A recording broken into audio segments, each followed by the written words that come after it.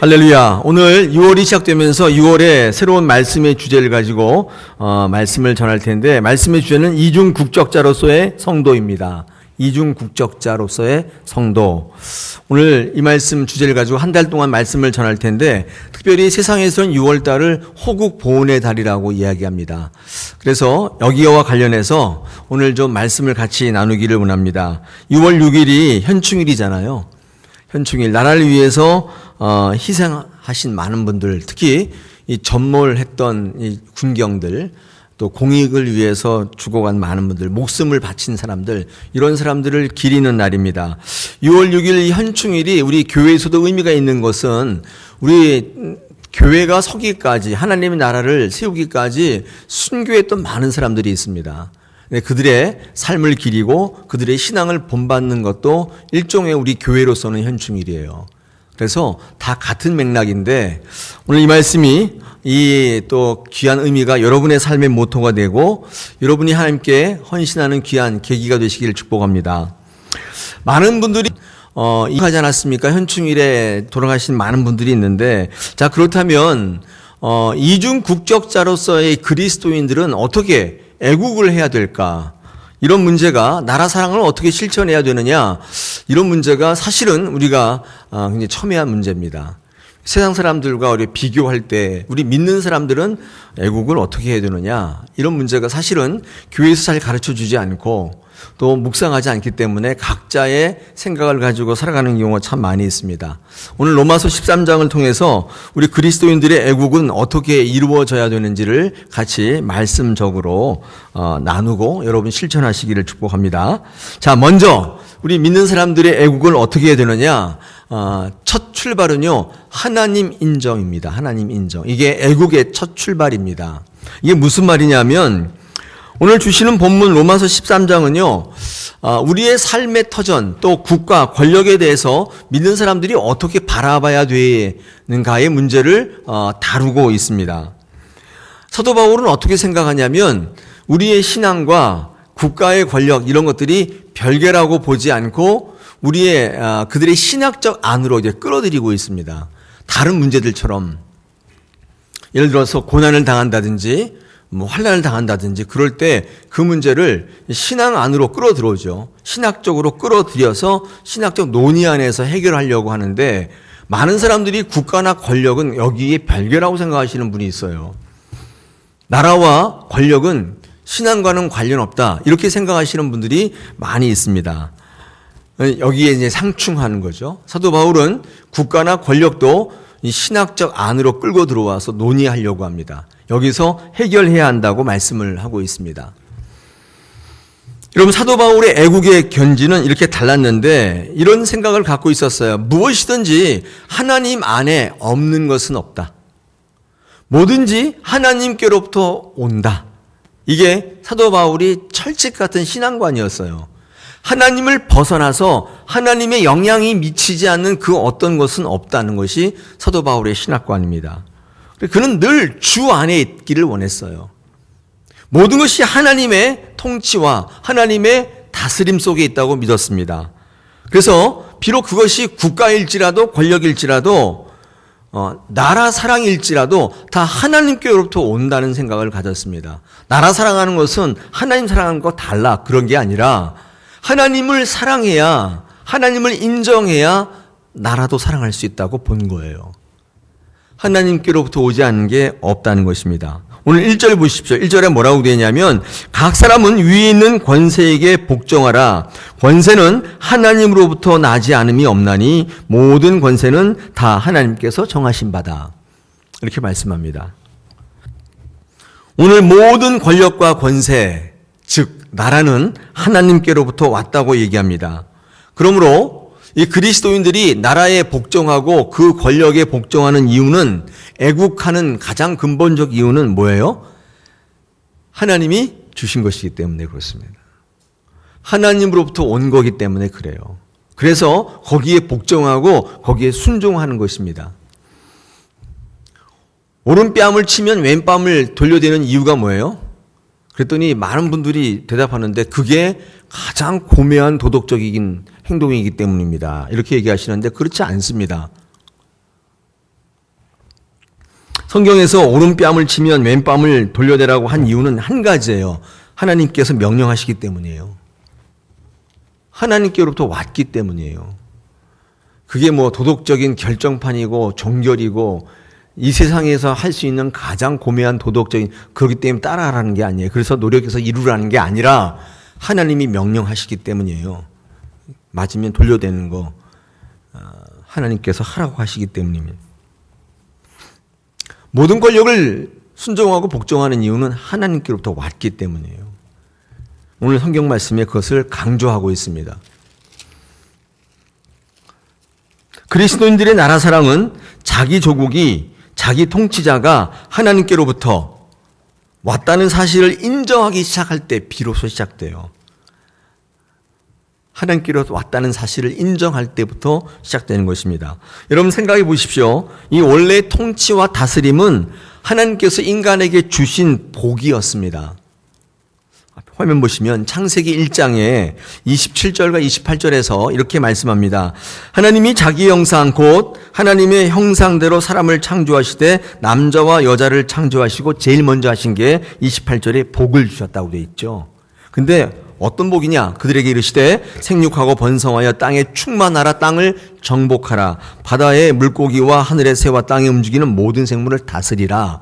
복을 주셨는데 어떤 복이냐면 정복하고 충만하고 다스리는 복을 주신 거예요. 통치하는 복을. 여러분, 우리가 뭔가를 통치하고 다스린다는 것은 하나님 우리에게 주신 복이에요. 하나님 뭐라고 명령하시냐면 하나님이 만드신 것에 다른 피조물에 끌려다니지 말고 지배받지 말고 그들을 정복하고 다스리라고 명령하세요. 인간에게 그래서 힘을 주셨어요. 권력을 주셨어요. 권위를 주신 거예요. 성경에는 권력보다도 권위라는 말이 많이 쓰이거든요. 우리가 다스릴 수 있는 이유는 내 능력이 있기 때문이 아니라 하나님께서 우리에게 힘 되시기 때문이에요. 나에게 능력의 배경이 되시기 때문이에요. 그래서 우리가 통치하고 다스릴 수 있는 거예요. 통치와 다스림은 원래부터 하나님께서 우리에게 주신 복이라고요.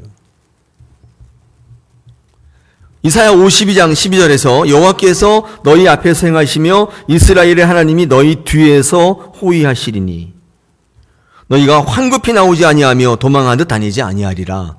하나님께서 우리 뒤에 계신다고 얘기합니다. 우리의 뒤에 능력의 배경이 되시는 거예요. 백그라운드가 되시는 거예요. 소리칠 수 있는 이유는, 통치할 수 있는 이유는 내 뒤에, 내 앞에 하나님이 계시기 때문이에요. 여러분, 그러므로 하나님의 모든 이 권력과 이 통치는 하나님 다 주신 거예요. 그래서 우리가 순종하는 거예요. 여러분, 집에서 아버지에게 순종하는 이유는 뭐예요? 아버지에게 순종 안 하세요? 순종하시는 이유가 뭐예요? 순종 안 하시나 보네. 네, 그럴 줄 알았어요. 네. 아버지가 능력이 없어서 순종 안 하세요? 아버지가 별 볼 일 없어가지고 돈도 못 벌고 매일 아버지 같지 않아서 순종 안 하시는 분이 있다면, 근데 왜 순종해야 돼요?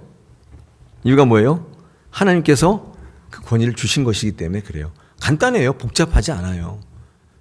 아버지를 순종해야 되는 이유는 하나님이 주신 것이기 때문에 그래요.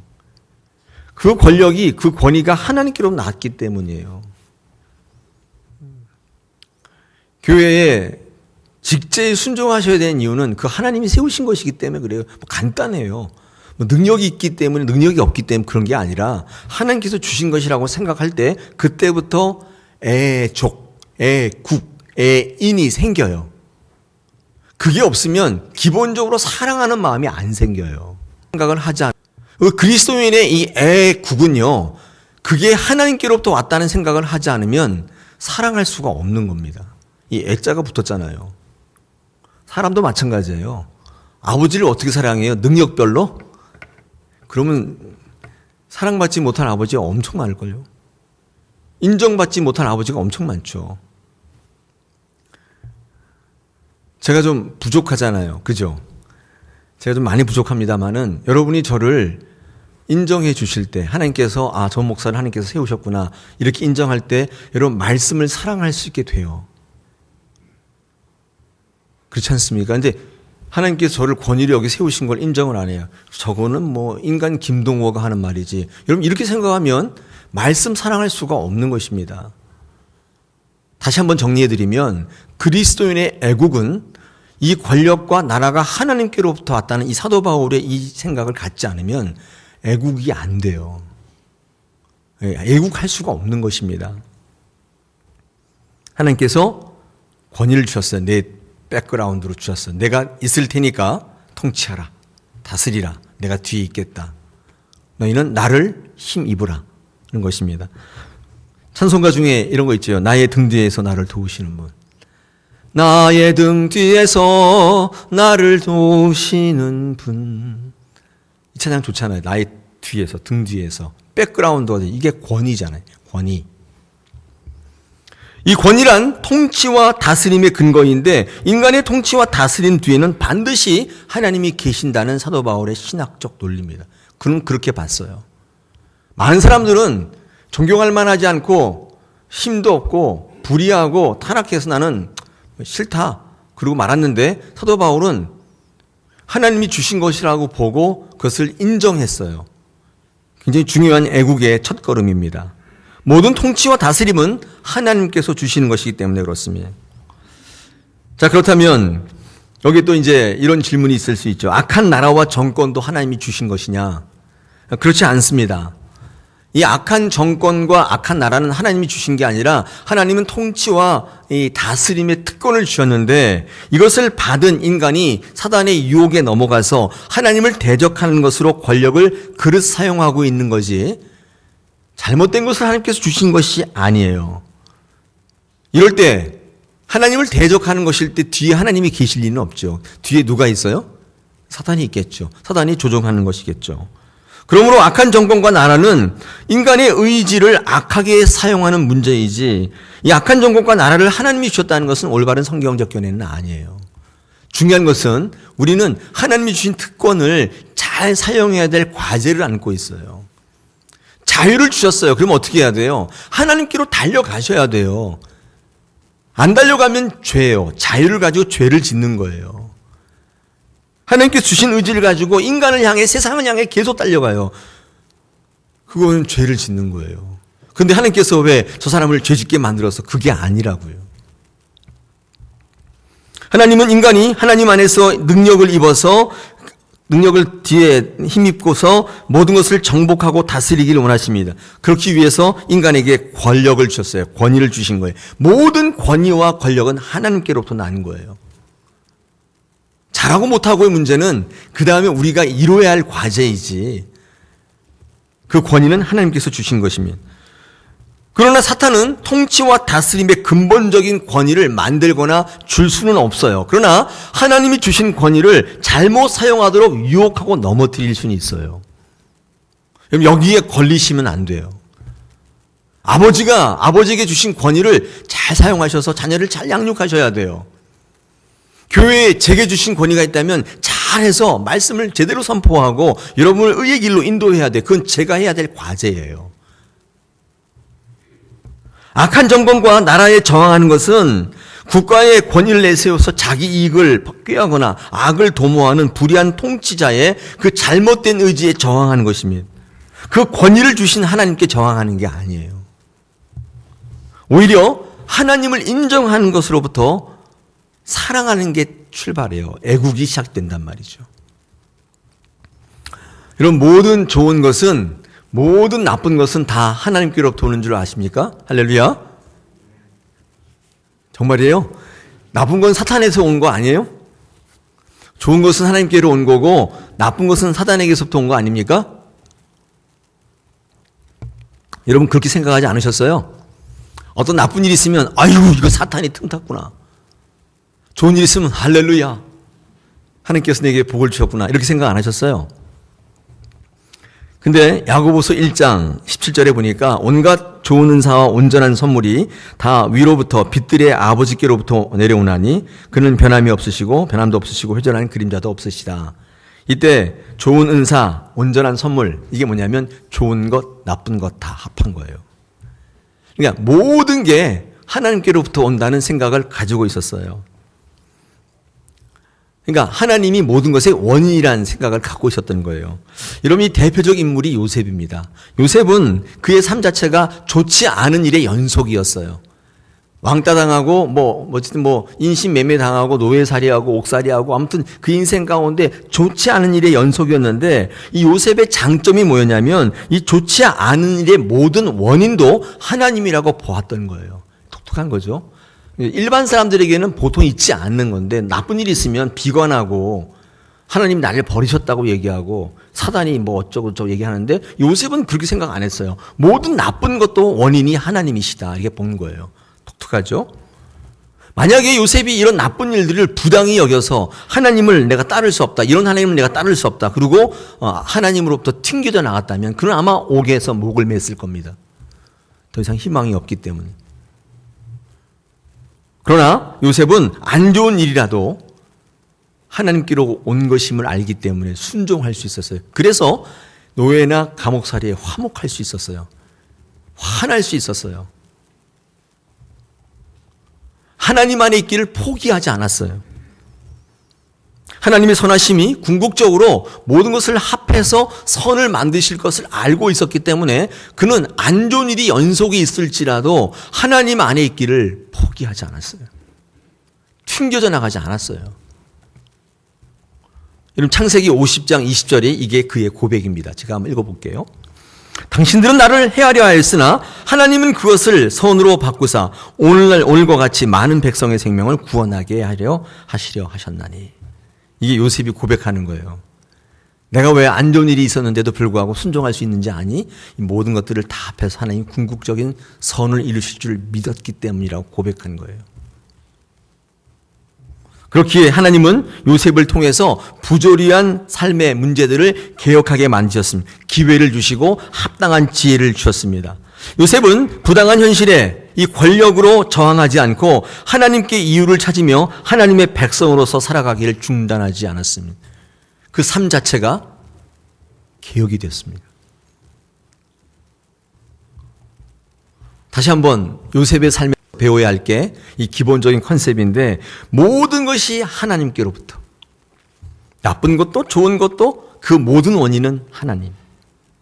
이럴 때 비로소 사랑하는 마음이 생기는 거예요. 인정할 수가 있게 되는 것입니다. 옆에 있는 분도 사랑할 수 있게 되고, 별로인 아버지도 품게 되고 사랑할 수 있게 되고, 이 나라도 사랑하게 되는 거예요. 지금은 이해되지 않지만 순종하고 복종하면 합력해서 선을 이루시는 하나님께서 좋은 것으로 바꾸어 주실 수 있는 그 하나님을 믿으시는 것입니다. 저는요, 우리 신앙생활 가운데 이 문제가 해결되면 모든 게 다 해결될 거라고 믿어요. 하나님의 주재권이 회복되면, 모든 것이 하나님의 원인이라는 생각을 갖게 되면 원망도 불평도 없어져요. 하나님이 하시는 일에 대해서 기대가 생기고 소망이 생겨요. 궁극적으로 하나님께서 승리케 하시는 줄로 믿습니다. 할렐루야. 우리 그리스도인들의 애국의 정신이 첫 번째는요, 이렇게 하나님을 인정하는 것으로부터 시작됩니다. 오늘 이 사도 바울이 로마서를 쓸 당시에 로마가 이 식민 지배를 하고 있는 때인데, 로마가 얼마나 잔혹한 일을 많이 하고 얼마나 부정한 나라이고 악의 정권이고 얼마나 그렇습니까? 그러면 이렇게 이야기하는 것은 사도 바울이 로마의 부당한 통치에 인정을 하라, 이런 얘기인가요? 순종하라면서요. 그러면은 이거 다 인정해야 되는 것입니까? 이렇게 물을 분도 있는데, 여러분, 사실 그렇지는 않습니다. 왜냐하면 하나님을 인정하라는 것은 다른 말로 하나님의 선하심이 전제되어 있는 거예요. 하나님이 선하심이 없는 것은 인정할 수 없죠. 그건 악의 세력이니까. 악한 걸 우리가 어떻게 인정할 수 있겠습니까? 그래서 사도 바울은 늘 순종하고 복종하라고 할 때 그 앞에다 뭘 쓰냐면요, 주 안에서를 항상 씁니다. 주 안에서 쓰는 거예요. 주 안에 있을 때 순종하는 거예요. 할렐루야. 네. 또 오해하실까 봐 제가 또 이런 사족을 다는 거예요. 주 안에서 순종하라. 그러면 주 밖에 있으면 어떻게 해요? 저항하시는 것입니다. 주님 밖에 있으면 저항하는 거예요. 순종이 우리 모든 믿는 자의 미덕이라고 생각하고 사단에게도 순종하시는 분이 있어요. 잘하셨습니다. 네. 순종하는 거, 사단에게는 저항하는 겁니다.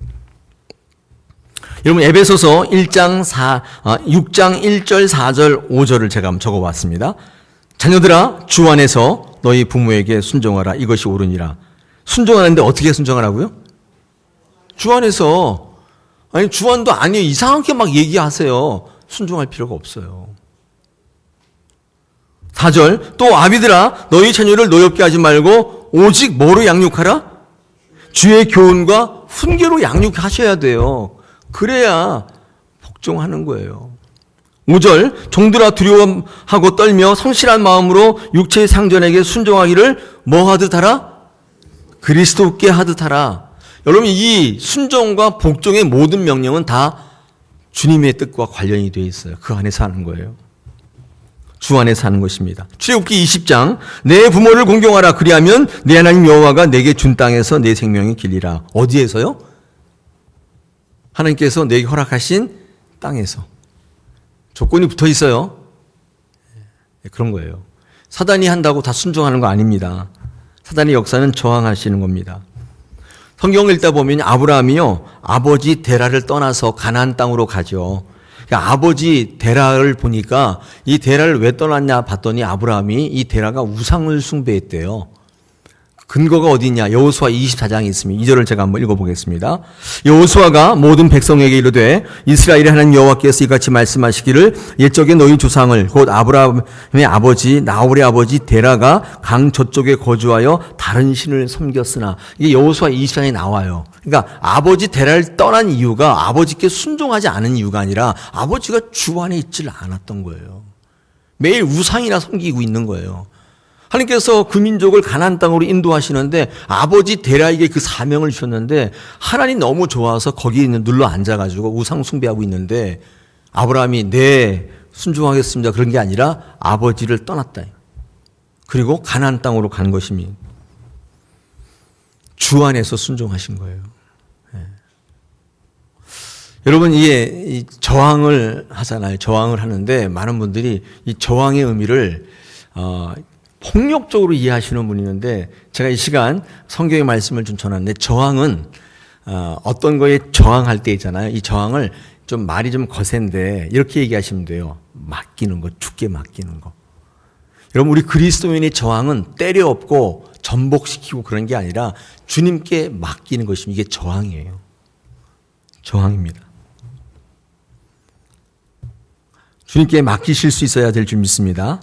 여러분이 하는 게 아니라 주님께 맡기시는 거예요. 그래서 하나님께서 그 일을 하시도록 맡겨드리는 것입니다. 여러분 이게 저항이죠. 이 맡기지 못하면 정말 어렵게 됩니다. 이게 맡기지 못하는 문제, 우리 신앙의 문제는 여러분 다윗이 위대한 이유가 뭐냐면 다윗은 하나님이 일이 아닌 거에 대해서 저항해요. 저항하는데 그 저항이 어떻게 나타나냐면 주께 완전히 맡기는 것으로 나타나요. 사울왕이 매일 죽이러 와요. 근데 그거를 사울왕을 죽여서 상황을 반전시켜가지고 그릇된 환경을 전복시키는 것을 저항으로 보지 않고 그 사울왕의 심판을 하나님께 그냥 맡겨요. 그 찬스를 그냥 버려요. 여러분 다윗이 위대한 이유가 여기 있습니다. 전적인 맡김. 여러분 예수 그리스도가 위대하신 이유가 어디 있는 줄 아세요? 전적으로 맡겨요. 죽기까지 복종하세요. 얼마든지 능력이 있어요. 십자가에 내려올 수도 있고 이걸 뒤엎을 수도 있고 전복시킬 수도 있고 아니 로마의 압제를 아예 전복시킬 수도 있는 능력이 있지만 이 예수 그리스도가 위대했던 이유는 저항했는데 전복시키는 게 아니라 하나님께 맡겼어요. 심판을 맡긴 것입니다. 하나님께서 그것을 보셨어요. 여러분 역사의 주관자는 하나님이신데 하나님께서 어떻게 맡길 때 어떻게 하시냐면 심판하시는데 사람을 내리기도 하시고 올리기도 하시고 하나님이 원하는 사람을 앉히기도 하시고 끌어내리기도 하시는 건 이건 하나님이 하시는 일입니다. 하나님은 이 모든 것들을 하나님의 뜻에 하실 수 있는 전능자이시고 절대자이신 거예요. 지금도 여전히 우리의 역사 가운데 개입하고 계시고 여러분이 봤을 때 불만을 갖고 불평을 갖고 저건 아니라고 하는 문제 가운데서도 지금 하나님은 개입하고 계시는 중입니다. 그런데 하나님께서 하시는 방법이 여러분과 좀 달라요. 여러분은 급하잖아요. 그래서 당장 뒤엎어야 되잖아요. 근데 하나님은 굉장히 오래 참으세요. 이유가 뭐냐면 많은 사람들을 주께로 돌아오게 하시기 위한 하나님의 방법이 있기 때문에 그래요. 하나님 목적이 있어요. 여러분의 방법과는 약간 달라요. 때가 있잖아요. 그럼 우리가 어떻게 돼요? 참고 기다리셔야 돼요. 역사를 볼 때 악이 승리한 적은 단 한 번도 없습니다. 때가 되면 반드시 하나님께서 징벌하시고 심판하셨습니다. 그러므로 답답하다고 우리의 방법대로 가시면 안 돼요. 누구의 방법대로 해야 돼요? 하나님의 방법대로 가셔야 돼요. 하나님의 방법이 뭐라고요? 공의를 행하시는데 계속 더디 가시고 오래 기다리게 하시는데 하나님의 목적과 방법이 뭐냐면 여러분이 단 한 사람도 돌아오기를 기다리시는 거예요. 이 방법이에요. 하나님 목적이라고요. 하나님의 방법대로 가시기를 축복합니다. 할렐루야. 여러분의 임의로 뒤엎으시면 안 돼요. 그거는 나라 사랑하는 방법이 아니에요. 하나님 방법대로 가셔야 돼요. 여러분 마태복음 7장 22절 23절에서 여러분 잘 알고 있는 말씀이죠. 그날에 많은 사람들이 나더러 이르되 주여 주여 우리가 주의 이름으로 선자 노릇하며 주의 이름으로 귀신을 쫓아내며 주의 이름으로 많은 권능을 행하지 아니하였나이까 하리니 그때에 내가 그들에게 밝게 말하되 내가 너희를 도무지 알지 못하니 불법을 행하는 자들아 내게서 떠나가라 하리라. 왜? 좋은 일 많이 했는데 왜? 선지자 노릇하고 권능을 행하고 권능을 행했는데 왜 불법을 행한 자라고 얘기해요? 왜 그래요? 좋은 일 많이 했는데 왜 그래요? 이유는 간단해요. 하나님의 방법대로 안 했기 때문이에요. 하나님의 방법대로 안 해도 저렇게 할 수 있어요. 하나님 방법대로 안 해도 그렇게 할 수 있어요. 여러분 교회 목회할 때 하나님의 방법대로 안 해도 여러분 행복하게 할 수 있어요. 할 수 있어요. 하나님의 방법대로 안 살아도요 승리할 수 있고 성공 중요한 게 아니라 결과가 중요한 게요. 뭐 선지자 노릇하고 뭐 이게 중요한 게 아니라 나중에 하나님 앞에 가면 하나님의 방법대로 했냐에 따라서 불법인지 합법인지가 결정됩니다. 주의 이름으로 선포는 했는데 하나님의 방법대로 안 했다는 거예요. 그런 가정, 그런 교회가 많아요. 하나님의 이름으로 선포는 하는데 하나님의 방법대로 안 해요. 하나님의 이름 안 얘기하는 교회가 어디 있어요? 십자가 없는 교회가 어디 있어요? 그런데 하나님의 방법대로는 안 하는 거예요. 불법을 행하는 것입니다. 우리는 방법대로 가야 돼요. 자, 그리스도인들의 애국은 하나님을 인정하고 하나님의 방법대로 가는 것으로부터 시작됩니다. 두 번째 있습니다. 두 번째 그리스도의 애국은 이 구령의 사명이다. 제가 이렇게 제목을 한번 붙여봤습니다. 오늘 2절 보십시오. 2절에 뭐라고 되어 있냐면 그러므로 권세를 거스리는 자는 하나님의 명을 거스림이니 거스리는 자는 심판을 자취하리라. 이렇게 말씀합니다. 여러분 이 그리스도인들의 애국은요. 이 구령이 뭔지 아시죠? 이 구원의 이 명령, 구령, 영원 구령의 명령이 을 이제 우리가 사명이라고 보는데, 그러니까 심판하고 전복하는 게 그리스도인의 사랑이 아니라 외국이 아니라 사랑인 거예요. 사랑하는 게 그리스도인의 애국하는 방법입니다. 오늘 2절에서 참 신기하게도 오늘 본문에 이 잘못된 정권이나 악한 나라를 심판하시겠다 이렇게 말씀하지 않으시고 오늘 2절의 말씀은 오히려 이 모든 권력이 하나님으로부터 났다는 사실을 부정하고 자신의 목적을 이루고 자신의 견해를 세우려고 하나님이 주신 권위에 저항하는 사람들, 이들에 대한 심판을 얘기하고 있어요. 되게 이상하지 않아요?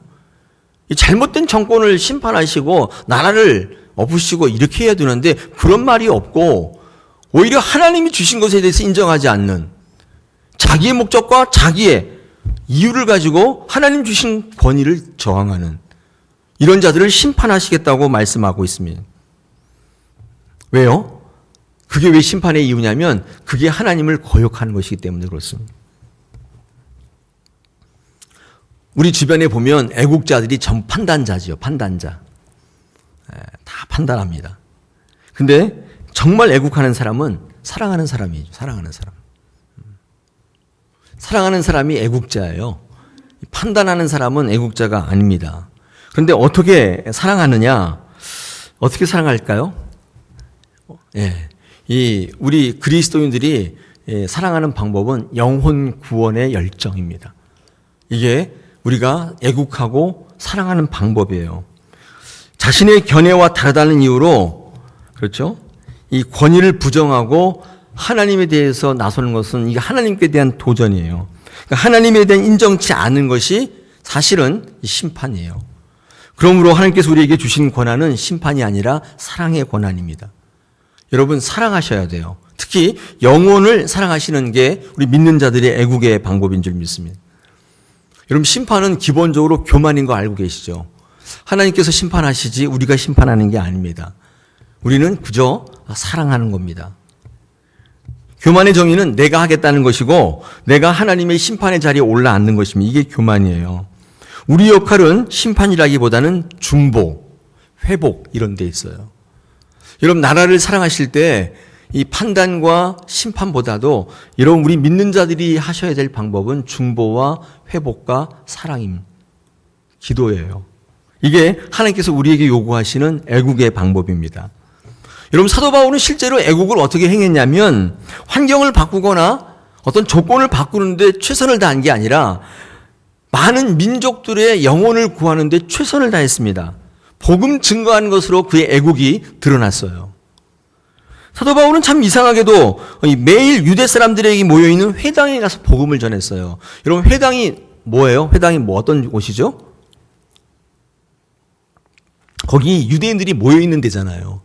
근데 그들을 사랑하기 때문에, 자기 나라를 사랑하기 때문에 회당에서 복음 전하는 건 굉장히 위험한 일이었는데도 불구하고 그는 그 위험을 감수하고도 회당에 가서 복음을 전했던 이유가 바로 거기 있어요. 애국의 방법, 애족의 방법, 그게 복음을 전해서 그들의 영혼을 구원하고자 했던 거예요. 구령의 열정으로 드러났다는 거예요. 그게 사도 바울이 갖고 있었던 애국, 애족, 애인의 마음이었어요. 환경을 뒤엎고 제도를 뒤엎고 그런 게 아니라 그 심판은 하나님께 전적으로 맡겼어요. 그리고 그 영혼 구원의 마음으로 구령의 열정으로 복음을 증거했다는 것입니다. 얼마나 사랑했느냐? 로마서 9장 1절 3절입니다. 내가 그리스도 안에서 참말을 하고 거짓말을 아니하노라. 나에게 큰 근심이 있는 것과 마음에 그치지 않는 고통이 있는 것을 내 양심이 성령 안에서 나와 더불어 증언하노니 나의 형제 곧 고륙의 친척을 위하여, 내 동족을 위하여죠, 내 자신이 저주를 받아 그리스도에 끊어질지라도 원하는 바다. 그의 민족의 복음화를 이렇게 원했어요. 그게 그의 애족이었다고. 애국이었단 말이에요. 이런 모세도 마찬가지입니다. 금송아지 사건으로 하나님께서 전 민족을 다 멸해버리시겠다 그렇게 했을 때 모세가 기도하죠. 출애굽기 32장 32절에서 뭐라고 그래요? 하반절에 기록하신 책에서 내 이름을 지워버려요. 만약에 그들을 정말 벌하실 거라면 나를 아예 없애요. 그렇게 모세는 기도했어요. 얼마나 사랑했길래, 얼마나 그 민족과 그 나라를 사랑했길래 이렇게 얘기할 수 있어요. 나를 구원의 명단에서 빼라는 거예요. 차라리 그들을 죽일 거면 나를 빼라. 영혼 사랑의 구원의 열정으로 애족, 애국의 마음이 드러났던 것입니다. 우리 믿음의 선진들은 어떻게 애국했나요? 1910년 경술국치로 인해서 나라가 망했습니다. 근데 나라를 되찾고자 하는 독립운동이 계속 있었죠. 무장투쟁도 있었습니다. 의열단 같은 사람. 의열단의 86%가 기독교인이에요. 이런 무장투쟁 운동이 우리나라의 독립을 이뤘다고 말씀하시는 분인데 뭐 사실입니다. 사실인데 그렇게 많은 영향을 미쳤는데 이거보다 더 지대한 영향이 있어요. 그들이 기독교인이었는데 여러분, 그들이 어떤 생각을 갖고 있었냐면, 여러분, 기독교 정신에는 이런 무장투쟁이 없어요. 그런 거 없습니다. 기독교는 그런 게 없어요. 오히려 영혼 구원에 초점을 맞추고 있어요. 이것을 실천한 분이 누구냐 하면 남강 이승훈 선생, 그 다음에 도산 안창호 선생, 고당 조만식, 이런 분들이 이 영혼 구원의 독립운동을 펼친 거예요.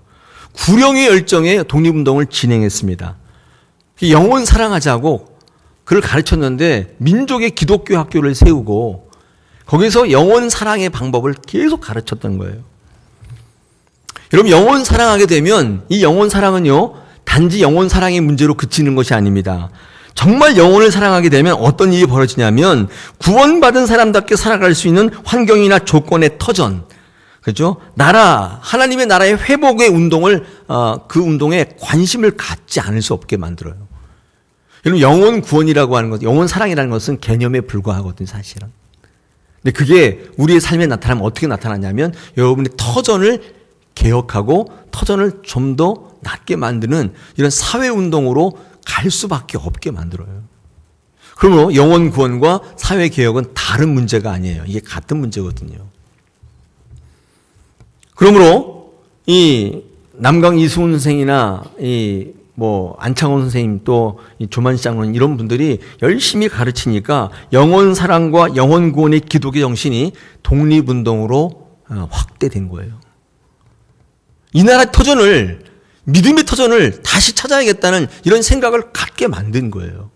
이게 영혼 구원에서 나온 생각이에요. 뜬금없이 무장 독립하고 이런 게 아니에요. 그러므로 그리스도인의 애국은 권력에 저항하는 게 아니라 그릇된 인간에 대한 중보와 회복에 있다는 사실인 것입니다. 그러므로 영혼 구원을 배제한, 중보와 회복의 사건을 배제한 환경과 조건의 개선은 이게 이제 한계가 있어요. 한계가 있습니다. 여러분, 성경에 보면 그 대표적인 인물이 가룟 유다입니다. 이 가룟 유다는 예수님과 따라다니면서 항상 말씀에 노출되어 있었지만 말씀을 받는 게 아니라 그의 온통 생각은 사회개혁적 애국에 사로잡혀 있던 사람이에요. 여러분 잘 알다시피 마태복음 26장 9절과 10절에서 예수님께 향유를 붓는 사건이 있잖아요. 그때 이 가룟 유다가 한 말이 있습니다. 9절 제가 한번 읽어보겠습니다. 이것을 비싼 값에 팔아서 가난한 자들에게 줄 수 있었겠도다 하거늘.